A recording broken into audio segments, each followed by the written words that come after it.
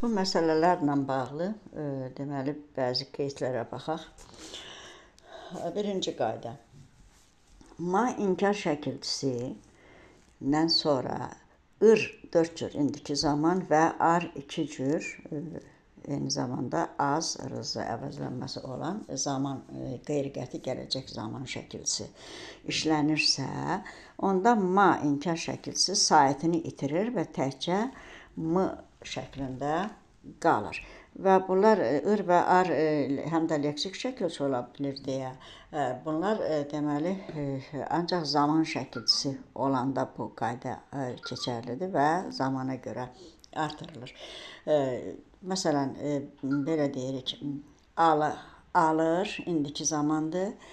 Biz onu inkarda işlədəndə almayır, yox, almır deyirik. Yəni, ma inkar şəkilçisindəki a saiti düşür. Eləcə də alar, bunu inkarda deyəndə biz deyəcəyik almaz.